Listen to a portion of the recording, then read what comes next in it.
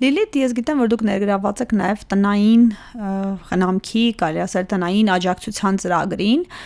Դրա մասին պատմեք, ինչ է իրենից ենթադրում, ում եք այցելում, ինչ պատմություններ կան։ Այո, այն պահից սկսած, երբ որ ես Ալցհեյմերի խնամք Հայաստան կազմակերպություն մուտք գործեցի, սկսել եմ իրականացնել տնային այցերը, ուրեմն հետևյալ սկզբունքով է իրականանում, այն մարդիկ, ովքեր 60+ են, տնային այց է կազմակերպվում, բազան տարբեր կերպով ենք ճիշտն ասած հայթայթում, համագործակցել ենք ժամանակին պոլիկլինիկաների հետ, ինչպես նաև այսպես մեր թերթիկները բաժանելով, տարբեր տեղեր դրա մասին խոսելով կարողացել ենք ընդգրկել բազմաթիվ տարեցներ մեր ծրագրում։ Տնային այցի շրջանակներում ուրեմն այդ նույնը ինչ որ ասես Փաթիլը անպայման հիշողության գնահատում է կատարվում տվյալ տարեցի, նաև դեպրեսիայի սկրինինգն է արվում, բացի այդ նաև առողջական վիճակի գնահատում է կատարվում տվյալ պահին, ինչ հիվանդություններ ունի, տվյալ անձը ինչ տեղորայք է ընդունում, որ բժշկի հսկողության տակ է, դա կլինի նյարդաբան, հոգեբույժ եւ այլն, եւ համատեղ կարելի ասել աշխատանք է տարվում, այսինքն բժիշկը տեղորայքը իր գործն է անում, բայց պարտադիր այս մարդկանց համար շատ կարեւոր է առօրյա այսպես կոգնիտիվ ճանաչողական ֆունկցիաների հետ աշխատելը եւ նաեւ ինչու՞ չէ շատ ավելի կարեւոր է ֆիզիկական ակտիվություն ապահովելը։ Տնային այցի շրջանակներում այդ ամեն ինչը փորձում ենք տալ տարեցին, սկսած ճանաչողական ֆունկցիաների զարգացումով, ավարտելով ֆիզիկական ակտիվությունով, որովհետև առանց մեկը մյուսի չի լինում։ Նույնիսկ կան այդպիսի փորձեր, որ երբ որ մարդը մենակ մտավոր ակտիվություն է դրսևորում, աշխատում ենք միայն գլխուղեղի, ասենք կենտրոնները ակտիվացնելով, նոր նեյրոններ ակտիվացնելով, եթե նա նստակյաց կյանքով է ապրում, մի քիչ ավելի դանդաղ է այդ ամեն ինչ ընթանում։ Պակաս արդյունավետ է։ Այո, պակաս արդյունավետ է։ Ֆիզիկապես ակտիվ լինելը միանշանակ դա կարելի ասել ակտիվ լինելը մտավոր եւ ֆիզիկական առողջության գրավականն է, առանց մեկը մյուսին չի լինի։ Դրա համար մենք ամեն ինչը ոնց որ ներառում ենք դրա։ Ես գիտեմ, որ ձեր այցերը սպասված են, ընտանիքները, տատիկ-պապիկները շատ սիրում են, երբ որ դուք հենց այցելում եք, ինչ եք անում, ինչ գաղտնիքներ եք կիրառում, ինչ մեթոդներ, որ այդպիսի կապվածություն է ստեղծվում, ինչ վարժանքներ եք անում, խաղեր։ Ուրեմն տեսեք, յուրաքանչյուր դեպք կարելի ասել առանձնահատուկ է, երբեք նախապես պիտի ասեմ, որ ոչինչ չեմ պլանավորում որևէ մեկին այցի գնալուց առաջ, ես չունեմ հատուկ պլան, ես գնացի տվյալ հասցեով, ես գիտեմ, որ սա ասենք այս ինչ պապիկն է կամ տատիկն է, ես արդեն գիտեմ ինքը ինձ ինչպես է սպասում եւ իր անձնային որակները, իր բնականաբար հիվանդության պատմությունը, դեմենցիայի աստիճանը իմանալով ես արդեն գիտեմ այդ մարդու հետ ոնց պիտի շփվեմ եւ արդեն գիտեմ, որ ինձ դռան ներսում այսպես ժպտացող աչքեր են սպասում անհամբեր, ընդ որում ասեմ իրենք շատ այսպես ոգևորված են սպասում մեր այցին, ամենագեղեցիկ հագուստն են որոշում, որ պիտի կրեն, պիտի հարդարվեն, կարող է օրերով այդ մարդիկ հայելու մեջ իրենց չնայեն, չհարդարվեն, չսանրեն, բայց եթե Լիլիթն է գալիս, ով մի հատ պետք է անպայման սանրվել, իհարկե խնամատարները մեծ դեր ունեն դրանում, բնականաբար ուղղորդում են, քանի որ այդ մարդիկ առանց ուղղորդողի, առանց խնամատարի, առանց հարազատի չեն կարողանա, այո, քանի որ իրենք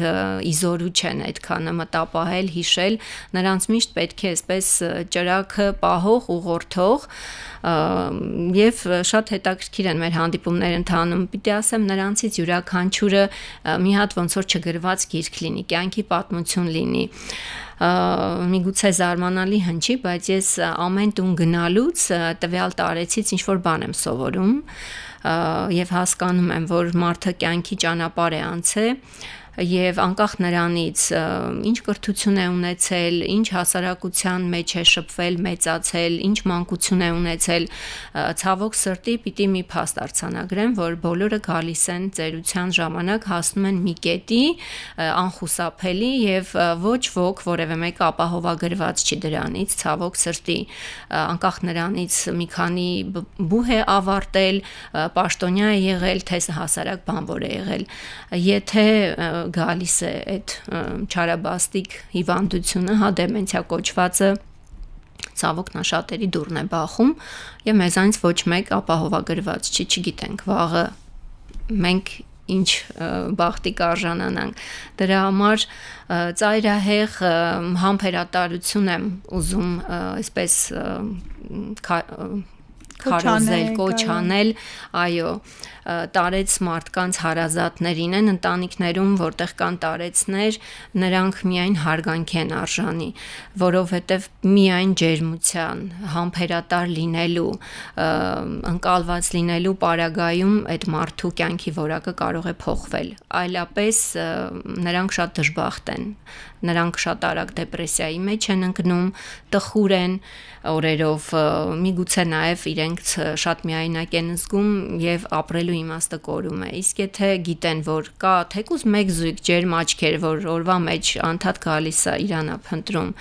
ինչպես էս պապ ջան, ինչպես էս մամ ջան, արի մի բան անենք եւ իրանք շատ են ոգևորվում, որ այդ ինչ բան է կոնկրետ հենց իրենց համար է հատուկ որոշված։ Ճիշտ երեխաների պես։ Այո, իրենք կարելի ասել տեղափոխվում են, ճիշտ նշեցիք, հենց նախադպրոցական տարիքի երեխաներ, ասեմ, 2-ից մինչև 5 տարեկան ընկած հասակում երեխան ինչից է ոգևորվում, կոնֆետից, չգիտեմ, ծաղիկից, խաղալիքից, նկարելուց եւ այդ ջերմությունը փորձում եմ ես տնային այցերի ժամանակ իրենց տամ, սկսած մատիտներից, թղթից, նկարելուց, երաժշտությունից, մարզանքից, տարբեր տեսակի խաղերից, չկա մի բան, որ իրենց չուրախացնի, ինչքան ամեն անգամ գնում եմ ինչ-որ նոր բանով, այսպես երեխայի նման խանդավառությամբ ուրախանում են, հասկանալով, որ ինչ-որ նոր բան ես բերել իրենց համար եւ այնպես մի ակնթարթի պես այդ մի ժամը անցնում է, մենք էլ չենք նկատում, նույնիսկ հրաժեշտի պահը, որ հասնում է, հասկանում եմ, որ աչքերով ոնց որ ասում է՝ մի գնա էլի, մի քիչ էլ մնա։ Մինչև հաջորդ հանդիպում։ Իսկապես աստվածահաճո եւ բարի գործ է։ Փորձը ցույց տվեց, որ իզուր չէր ձեռնարկվել այս ծրագիրը, մարդիկ բավականին փոխվել են, սկսած այն պահից, երբ սկսեցին հաճախել եւ հիմա դրա մասին փաստում է նրանց տրամադրությունը, շփվելու, իրանք արդեն բավական մեծ ռեսուրսներ ունեն, նաեւ ինտեգրվելու հենց Երևանում տեղաբնակայության հետ, ինչը բնականաբար շատ ողջունելի է, այսինքն այն ժամանակ, երբ տագնապները, դեպրեսիան, ստրեսը, միջմարդկային փոխհարաբերությունները մի քիչ ավելի ոնց որ դժվար էին տրվում, կոնկրետ մեր մասնակիցների մասին է խոսքը, հիմա նրանք ավելի ճկուն են այդ առումով կարելի ասել եւ մենք ամեն օր աշխատում ենք այն բանի վրա, որ նրանք կարողանան ավելի հեշտ էս կյանքի մարտահրավերներին մասնակցել եւ բնակվել մշտական կլինի թե ժամանակավորապես քիչ համեմատաբար ստրեսներ տանելով։